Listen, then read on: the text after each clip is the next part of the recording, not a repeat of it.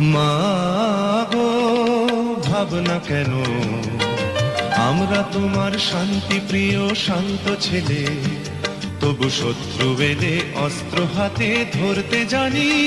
তোমার ভয় নেই মায়া, আমরা প্রতিবাদ করতে জানি। মা গো, ভাবনা কেন, আমরা তোমার শান্তি প্রিয় শান্ত ছেলে, তবু শত্রু এলে অস্ত্র হাতে ধরতে জানি। তোমার ভয় নেই মায়া, আমরা প্রতিবাদ করতে জানি।